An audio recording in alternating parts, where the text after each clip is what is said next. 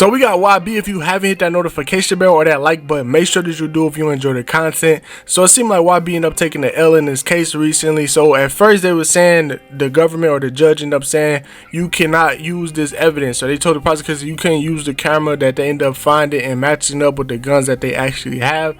And now they end up, having to appeal, and then they won that, and now they said they actually could use the evidence. And now that's when YB, lawyers end up trying to appeal again, and then now he ended up just recently losing. So it's crazy. The first judge that ended up ruling in YB favor, they end up, suppressing the evidence and everything. They end up finding out that it was an unlawful search, so they shouldn't even, have that evidence in the first place. The way they got it was wrong, so that's why they, end up throwing out the evidence. And then the other courts end up looking at it, but they didn't really care, and they end up, wanting them to actually use the evidence. So YB actually got two choices right now. He can fight the case with losing that, and they can actually use the evidence that they have with the camera and the guns that they have on hand, or he can just, make a plea deal and probably get like a time served with extra, stipulations. Probably, still house arrest, but it's not, restricted. He can, travel for business and stuff like that, or he might have to do a little bit more time than, but with time served. YoungBoy, he lost the appeal with the federal appeals court. He can take it up to the Supreme Court. What happened?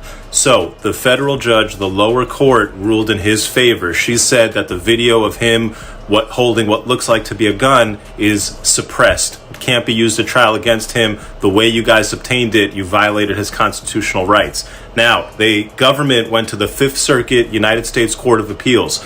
The Fifth Circuit said, you know what, we have a different decision, and we're going to say that the government can use that evidence. It is going to be allowed in the case. Now, YoungBoy's got a couple of options. One, he can appeal to the Supreme Court. I fully expect they will appeal to the Supreme Court. Two, you got to go to the government and say, look, this guy was locked up for a long amount of time. I think he was locked up for almost a year. He's been on house arrest for almost a year. How much time do you want him to serve, and think about doing a plea bargain? Ultimately, you can also take this case to trial and try to beat the feds and go 2-0 against them. He's previously beaten a federal felony gun possession case. Look, it should be clear to everybody that they have it out for this guy, and they're going to chase him till the ends of time.